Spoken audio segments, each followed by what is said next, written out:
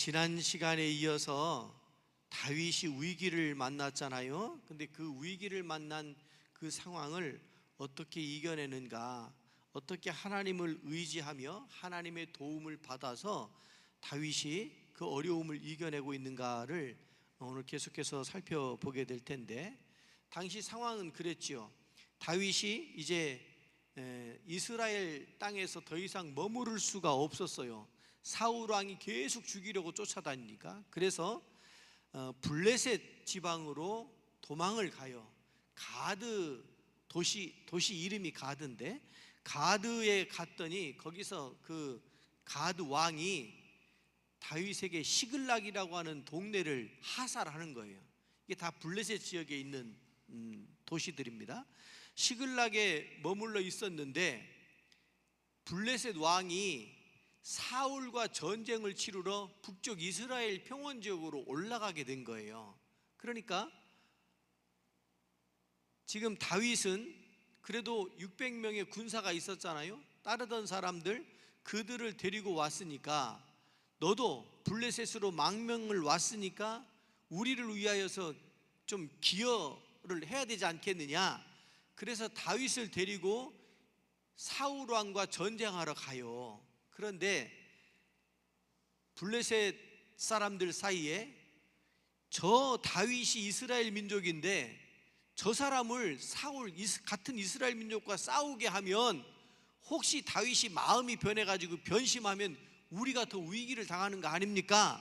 하는 이런 의견들이 막 나오니까 블레셋 왕이, 가드 왕이 이 다윗을 이제 전투에 참여시키지 않고 되돌려 보내요. 이 전쟁을 치르면서 이런 일들이 얼마든지 있을 수 있죠. 전쟁뿐만 아니라 우리가 살면서도 이런 일들이 얼마든지 일어날 수 있을 것 같아요. 이 사람이 아군이야, 적군이야, 이게 분간이 안 갈 때가 있으니까.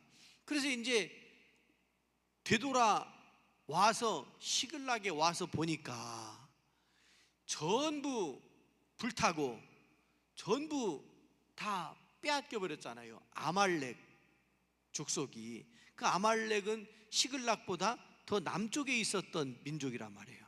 블레셋보다 남쪽에 있었던. 그러니까 시글락을 비워놓고 북쪽으로 올라가니까 이 남쪽에 있던 이 사람들이 치고 올라온 거예요. 전쟁이라는 게 그런 거잖아요. 그래서 이제 와서 보니까 이제 다윗이 그렇게 허망할 수가 없는 거예요.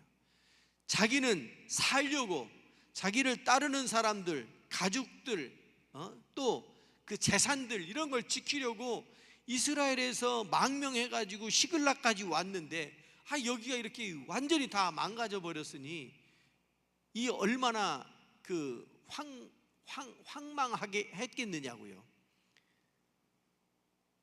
이때 상황을 다윗이 마음이 아주 너무너무 슬프고 힘들었다고 그랬고요. 그 따르던 사람들도 다윗을 막 돌로 쳐서 죽이자고 그랬고요. 다윗이 이러지도 저러지도 못하는 진퇴양난의 상황에 빠져 있었지만, 그러나 그 다윗이 지난주에 봤던 6절 말씀 마지막에 보면 하나님 여호와를 힘입고 용기를 얻었다, 이렇게 다급했지만, 여러분 우리가 살다 보면 다급한 일이 생겨요. 그러나 다급한 일이 생겨도 우리는 정신을 똑바로 차리고 하나님을 의지하며 믿음으로 영적인 판단을 하며 나아갈 수 있어야 될 줄로 믿습니다. 그 말씀에 이어서 오늘 이제 7절 이하에 보면 이제 경황이 없는 중에도 에봇을 찾는 그 다윗의 모습을 보게 되잖아요. 여러분, 에봇이 뭐냐면, 사진 하나 좀 보여줘 봐요. 그림 하나 보여줘 봐요. 에봇이 뭐냐면 당시에 제사장들이 제사장 복장이 저랬습니다. 저렇게 됐는데 저 맨 바탕에 흰색이 속옷이고 그 위에 청색이 겉옷이에요. 그리고 청색 그 위에 조끼처럼 되어져 입고 있는 것이 있죠. 앞치마처럼 조끼처럼 되어져 있는 저것을 에봇이라고 이렇게 불리었어요. 그리고 에봇 그 가슴에는 12지파를 상징하는 보석들이 달려있고, 이 어깨띠, 이 견대 위에는 우림과 둠밈, 빛과 완전이라고 불려지는 요 우림과 둠밈이 있었어요. 이 우림과 둠밈을 통해서 신탁하게 됩니다. 하나님께 어떻게 해야 될까요? 해서 이것을 흰색, 검은색, 이 우림과 둠밈이 흰색과 검은색인데 이걸 가지고 이렇게 판단을 하게 되는 거예요. 왜 우리 보면 구슬치기 할 때 이렇게 손에다 놓고서 홀짝 이런 거 하잖아요. 그런 거하고 비슷한 의미로 이해하시면 될 것 같아요. 꼭 그런 건 아니지만, 그리고 어떻게 할까요? 했을 때 그 우림과 둠밈을 통하여서 하나님이 결정해 주시는 그런 과정이 있었단 말이에요. 그게 에봇입니다. 저 겉옷 같은 에봇. 자, 사무엘상 30장 오늘 읽었던 7절 말씀 화면 좀 준비해 주세요. 시작. 다윗이 아히멜렉의 아들 제사장 아비아달에게 이르되 원하건대 에봇을 내게로 가져오라. 아비아달이 에봇을 다윗에게로 가져갔다. 여러분, 에봇은 하나님을 의지하겠다는 의미라고 그랬잖아요. 하나님을 믿습니다, 하나님께 나아가겠습니다라고 하는 그런 의미라고 그랬잖아요. 그러니까 지금 급박한 상황이에요. 시글락이 완전히 불타고 그 가족들을 찾아와야 되는데, 쫓아가야 되는데, 그거 하기 전에 먼저 뭘 하느냐면 하나님 앞에 묻기 위한, 하나님 앞에 예배하고 기도하는 것을 먼저 했다라고 하는 거예요. 여러분, 성경에 나오는 얘기니까, 옛날 얘기니까, 또 아니면 다윗이니까 아니에요. 우리들도 어떤 판단을 하고 어떤 결정을 하려고 할 때 먼저 하나님 앞에 기도하는 것이 필요한 줄로 믿습니다. 그렇게 에봇을 가져다가 이렇게 이제 우림과 둠밈, 판결의 흉패, 이런 것들을 가지고 이제 결정을 하나님께 맡기는 거예요. 그래서 다윗이 기도하지요. 8절, 자, 좀 넘겨서 화면을 8절 보시면 시작. 다윗이 여호와께 묻자와 이르되 내가 이 군대를 추격하면 따라잡겠습니까? 물었더니 여호와께서 그에게 대답하시기를 그를 쫓아가라. 내가 반드시 따라잡고 도로 찾으리라. 할렐루야. 이렇게 기도하고 이렇게 응답이 오면 기도할 만 날 것 같아요. 그죠? 신바람 날 것 같아요. 그냥 기도를 해도 이래야 될지 저래야 될지 참 이 판단이 안 서고 어려울 때가 얼마나 많은지 몰라요. 여러분, 그러나 그렇다고 우리가 낙심할 것도 아니고, 우리가 끊임없이 기도하며 하나님과의 관계가 지금 다윗만큼 성장되어지고 성숙되어지면 물었을 때 하나님께서 바로 응답해 주는 것처럼 그런 결과를 우리들도 누리게 될 줄로 믿습니다. 다윗이 기도했다고 그러죠. 8절 다시 한번 띄워줘 봐요. 다윗이 뭐라고 기도했다고요? 8절, 내가 이 군대를 추격하면 따라잡겠습니까? 목사님, 그게 무슨 기도예요? 질문이지. 여러분, 저 질문 안에 다윗의 간절한 기도의 마음이 저 속에 들어있는 줄로 믿습니다. 그리고 하나님께서 응답하셨지요? 뭐라고요? 쫓아가라. 내가 반드시 따라잡고 도로 찾을 거다. 여러분, 다윗은 뭐라고 기도했냐면요, 따라잡겠습니까? 여기까지만 기도했어요. 하나님은 뭐라고 응답하셨다고요? 8절 보면 따라잡을 거다. 반드시 확신을 주는, 따라잡을 거다. 그리고 따라잡을 뿐만 아니라 내가 빼앗겼던 것들을 다 반드시 도로 찾으리라. 할렐루야. 그러니까 그 말씀이 맞아요. 우리가 어떤 때 기도한 것보다 더 큰 것을, 더 많은 것을, 더 귀한 것을 하나님께서 베풀어 주신다, 이런 말씀을 들으면 한 번 정도 생각해 보게 돼요. 아니, 기도한 것만큼만 얻어도 할렐루야인데 기도한 것보다 더 주신다고? 그렇죠. 하나님은 사랑이시니까. 그런데 요 말씀을 보면 따라잡겠습니까? 하고 물었는데 따라잡을 거다, 그리고 빼앗긴 것도 다 도로 찾아올 거다 라고까지 말씀을 해주시잖아요.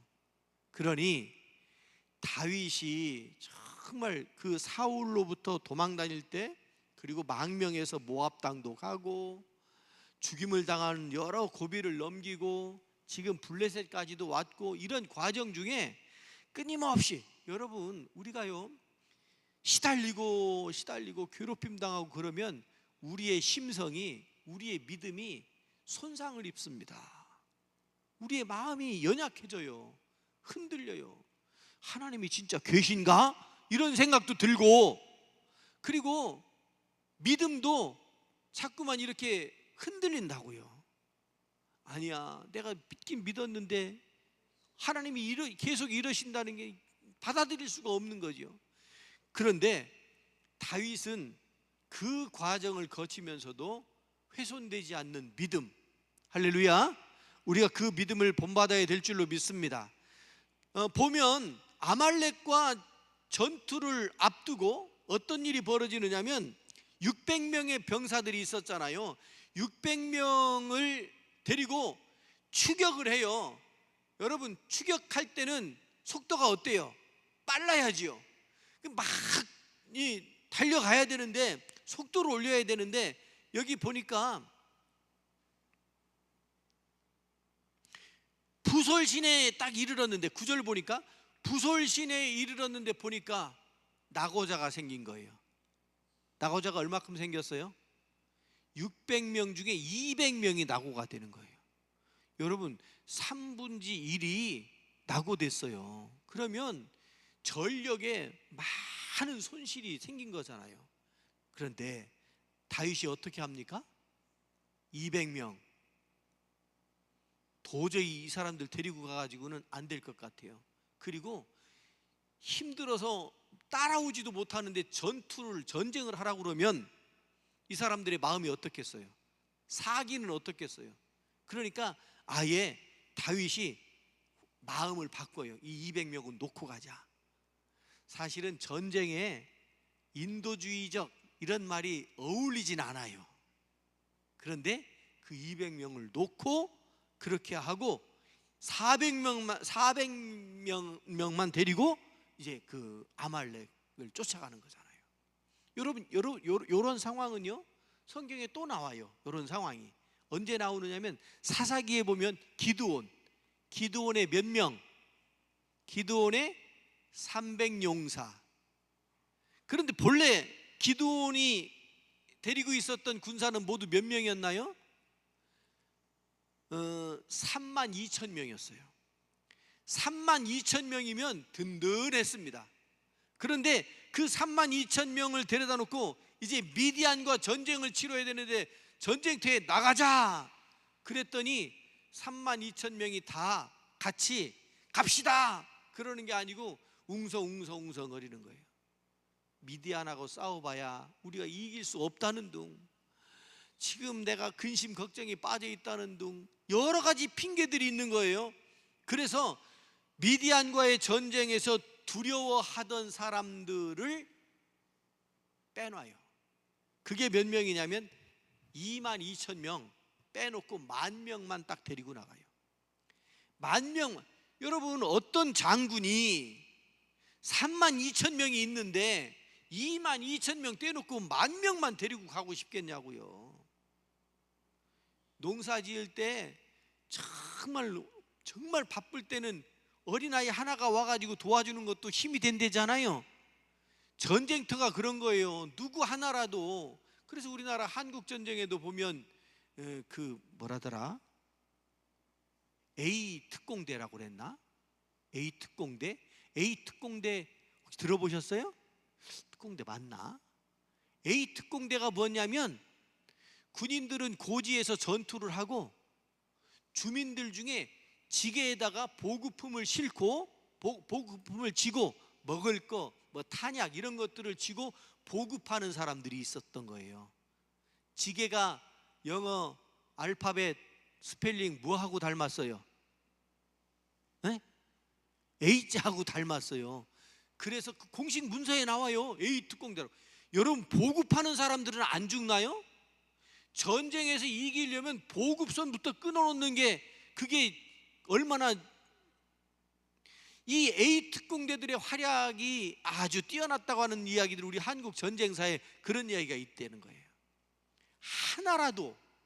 근데 32,000명인데 기드온 100만 명만 남겨놓고 22,000명을 돌려보내요. 두려워하는 사람, 가족을 생각하는 사람들. 근데 그런데요, 10,000명도 너무 많아. 우리는 1명도 아쉽지만 하나님이 보시기에는 10,000명도 너무 많아. 그래서 그들을 물가로 데리고 가지고 물을 마시게 하죠. 물 마시게 할 때 둘로 딱 나눠져요.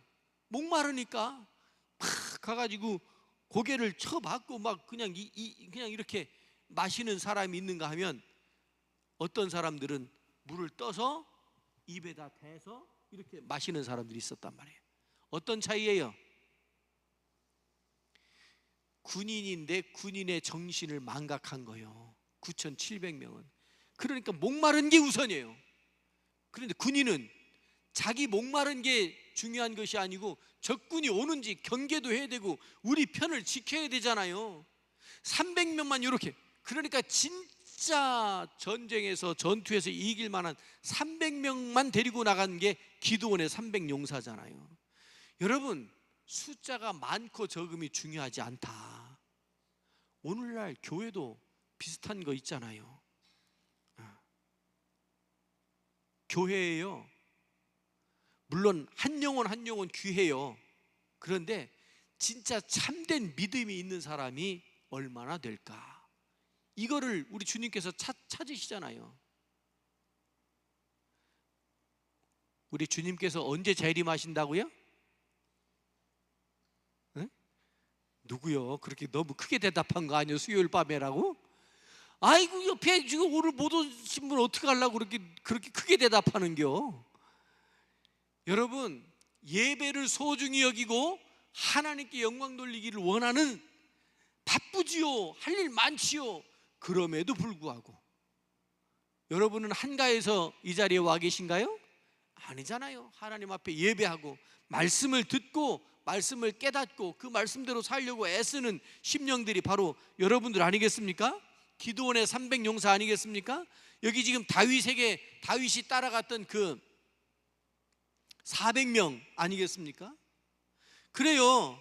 아말렉 포로로 잡혀갔던 우리 가족들을 찾기 위해서 쫓아가다가 보니까 사람을 하나 만나요. 사람을. 추격하던 다윗에게 너무너무 섬세하게 하나님께서 인도하시는 모습을 보게 되는데, 그게 뭐냐면 아말렉 사람의 종이었던 애굽 소년을 만나게 해주셔요. 이게 아말렉 족속도 아니에요. 아말렉 사람의 종이었던 애굽 사람. 좀 지도를 놓고 보면 훨씬 더 이해하기가 쉬울 텐데, 블레셋이 이렇게 있고 그 다음에 아말렉이 있고 그 시나이 반도 지나서 그 다음이 애굽이에요. 그러니까 여기 이렇게 다 연결돼 있어요. 연결돼 있어가지고 서로 이제 포로로 잡아오기도 하고 종으로 사오기도 하고 막 이런 일들이 벌어져요. 여러분, 창세기에 보면 요셉이 보디발 장군의 집으로 팔려가잖아요. 종으로 팔려가잖아요. 옛날엔 노예, 종, 사고 팔고 이런 것들 했단 말이에요. 그러니까 아말렉 사람의 종이었던 애굽 소년을 만났는데, 그 소년이 다윗에게 얼마나 귀한 역할을 하는지 하나님께서 그를 만나게 해주셨다고요. 자, 11절을 보면 11절 같이 읽어봐요. 시작. 무리가 들에서 애굽 사람 하나를 만나 그를 다윗에게로 데려다가 떡을 주어서 먹게 하고 또 물도 마시게 했대요.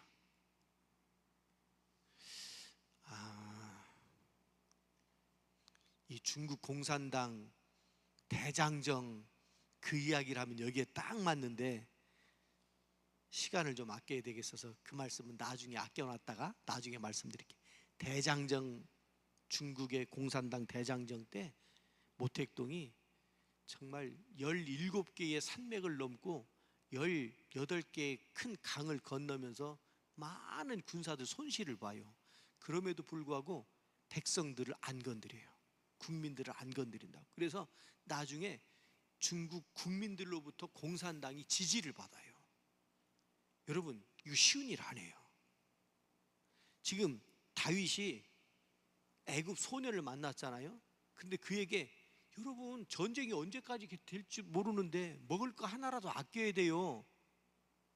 급식, 보급 하나라도 아껴야 돼요. 전쟁이 언제 끝날지 몰라요. 그 종한테 줄 음식이 어디 있어요? 우리가 먹고 힘을 내야지. 그런데 그거를 주었다는 거예요. 그러니까 벌써 여기서 딱 그 애굽 소년의 마음이 감동이 된 거예요. 자, 그 다음에 보면 12절 한번 볼까요? 12절 시작. 그에게 무화과 뭉치에서 뗀덩이 하나와 건포도 2송이. 밤낮 사흘 동안 먹지도 못하고 마시지도 못했는데 그거 얻어먹고 이 아이가 정신이 번쩍 든 거예요. 3일 동안이나 전쟁터에 버려졌던 사람이었는데 다윗을 만나고 정신을 차리게 된 거예요. 14절을 한번 봅시다. 14절 시작.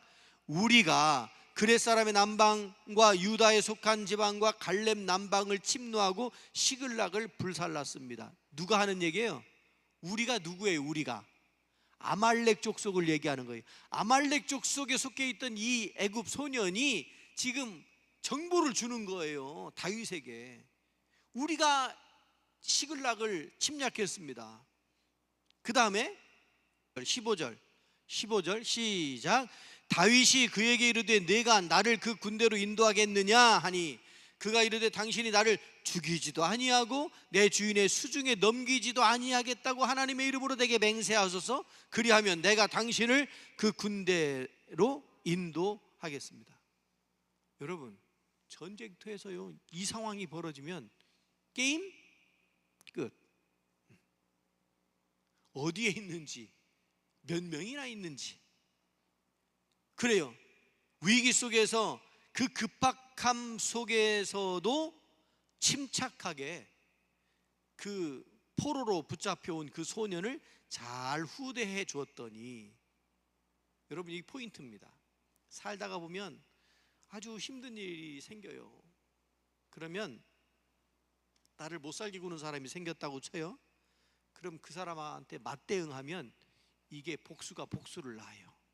그런데 어디선가 누군가가 이 고리를 끊어야 돼요. 후대해 주면 하나님께서 결국 돌아오게 만들어줘요. 이 소년에게 잘 먹여주고 정신 차리게 해주고 그랬더니 그를 통해서 이제 16절 17절을 한번 보십시다. 16절 17절 시작. 그가 다윗을 인도하여 내려가니 그들이 온 땅에 편만하여 블레셋 사람들의 땅과 유다 땅에서 크게 약탈하였으므로 말미암아 먹고 마시며 춤추는지라. 다윗이 새벽부터 이튿날 저물 때까지 그들을 치매 낙타를 타고 도망한 소년 400명 외에는 피한 사람이 없었다 그랬습니다. 포로의 인도를 받아서 아말렉 진영에 다윗이 도착을 한 거예요. 어디에 있는지 어떻게 알아요? 어디에 숨어 있는지. 이 포로에 의해서 거기로 가게 됐고, 이 아말렉이 약탈한 것 때문에 그들이 먹고 마시고 춤추고 막 잔치를 벌린 거예요. 군인이 전쟁에 나갔는데 승리했다고 아주 그냥 탁 풀어놓은 거예요. 제일 위험한 겁니다. 이게 제일 위험한 거예요. 우리가 신앙생활 할 때도요, 이만하면 됐다 했을 때 그때가 제일 위험한 거예요. 그래서 다윗이 그들을 치기 시작하는데 이틀 동안, 여기 보면 새벽부터 이튿날 저물 때까지라고 그랬으니까 이틀이죠. 이틀 동안 쳤대요. 낙타, 기동성이 있는 낙타를 탄 400명 빼고는 피한 사람이 없었답니다. 이 다윗이 당한 이 재난은 처음에는 전부 다 잃은 것 같았어요. 그런데 나중에는 정반대가 되어져 버리죠. 영육간에 얻은 것이 더 많아졌다고 그랬어요. 18절부터 20절까지 한 번 더 봐요. 18절부터 20절까지 한 번 더 읽어봐요. 빨간, 여러분 화면 보고 읽으면 더 좋아요. 제가 중요하겠다 싶어서 제가 강조해서 말씀드리고 싶은 것은 빨간색으로 이렇게 해놨으니까 화면 보시고 읽으시면 더 좋습니다. 시작. 다윗이 아말렉 사람들이 빼앗아갔던 모든 것을 도로 찾고 그의 두 아내를 구원하였고 그들이 약탈하였던 것 곧 무리의 자녀들이나 빼앗겼던 것은 크고 작은 것을 막론하고 아무것도 잃은 것이 없이 모두 다윗이 도로 찾아왔고 다윗이 또 양떼와 소떼를 다 되찾았더니 무리가 그 가축들을 앞에 몰고 가며 이르되 이는 다윗의 전리품이라 하였더라. 오늘 본문 뒤에 나오는 말씀인데요, 23절 시작. 다윗이 이르되 나의 형제들아 여호와께서 우리를 보호하시고 우리를 치러 온 그 군대를 우리 손에 넘기셨은즉 그가 우리에게 주신 것을 너희가 이같이 못하리라. 할렐루야.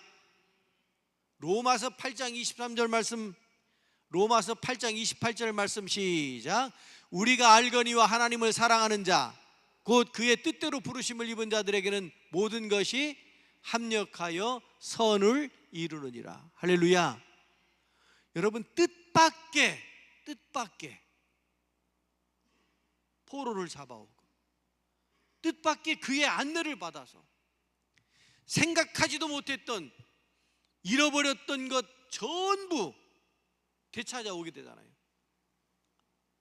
가족들, 소와 양,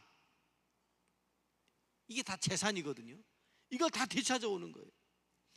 다윗이 전쟁에서 승리하잖아요. 다 되찾아왔대요. 그리고 그것을 뭐라고 고백하느냐 하면 여호와께서 우리를 보호하시고 그 군대를 우리의 손에 넘기셨다고. 여러분, 목숨 걸고 전쟁을 하는 거 아니에요? 그리고 끝나면 어떻게 돼요? 수고했다고. 다 그렇게 그래야 될 판인데 다윗은 하나님께서 하셨다고. 여러분, 우리의 인생 자체를 하나님께서 인도하시는 줄로 믿습니다. 생각지도 못했던 일들, 생각지도 못했던 사람들 붙여서 하나님께서 합력하여 선을 이루게 해 주시는 줄로 믿습니다. 오늘 말씀을 좀 마무리할 텐데요, 하나님께서 이 기막힌 재난, 시글락 빼앗겼던 그 재난의 상황 속에서도 하나님께서 이 다윗을 이렇게 세우시는 것을 보게 돼요. 오늘도 우리가 필요할 때 우리를 하나님께서 그렇게 돕고 세우고 사용하실 줄로 믿습니다. 믿음이 없어서 만약에 불신앙 때문에 당하는 어떤 징계의 성격의 재난이라고 한다면 그건 또 다른 의미겠죠. 눈물 흘리며 하나님 앞에 기도해야 될 거예요. 그러나 하나님께서 우리를 회복시켜 주시고 하나님의 은혜를 구하면 아무리 어려운 재난, 아무리 어려운 환난, 아무리 어려운 질병과 고난의 고통에 빠져 있을 때라도 하나님께서 다윗을 세워주시는 것처럼 오늘 우리들도 세워주실 줄로 믿습니다. 이것을 믿고 나아가는 사람들이 믿음의 사람들이에요. 외람 때지만 제게 한 가지 말씀드리고 말씀을 마무리할게요. 알고 지내던 어느 장로님이 저 여기 왔다고 인사하러 오셨어요. 근데 그분이 저한테 이러는 거예요. 목사님 고마워요 그러더라고요. 뭐가 고마워요 그랬더니 목사님은 항상 웃어서 좋아요. 왜 그 장로님이 저한테 저보고 웃어서 좋다고 그랬다는데 왜 여러분들은 그런 눈으로 쳐다봐요? 맞아요. 여러분이 저를 아는 것처럼 제가 항상 웃어요? 항상 안 웃어요. 저도 어떤 때 거울 앞에 지나가다가 거울에 있는 사람 보고 깜짝 놀란다니까. 인상 박박 쓰고 있어가지고. 그 말씀을 듣는데 제가 너무 부끄러운 거예요.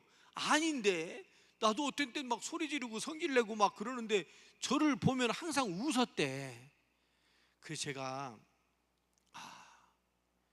너무 부끄럽고 그래가지고 반론도 뭐 어떻게 해명도 못했어요. 근데 혼자 곰곰이 생각하면서 이 장로님이 진짜 귀한 분이시다. 왜냐하면 저를 보고 제가 항상 웃었겠어요? 그런데 항상 웃었다고 얘기해 주는 이분이야말로 그런 분이구나. 사람을 볼 때 항상 그렇게 보시는 분이구나, 이 생각이 들었어요. 그래서 그 다음부터 저는 웬만하면 그냥 웃으려고 해요. 웃는 담임 목사님 교회에 있는 성도들도 웃어야 돼요. 아멘 해주셔서 감사해요. 여러분, 우리가 웃을 수 있는 것은 왜요? 어려움이 없어요? 아픔이 없어요? 그래도 우리가 웃을 수 있는 것은 하나님께서 우리와 함께 하심이라. 하나님께서 우리를 도우시기 때문인 줄로 믿습니다. 기도합니다.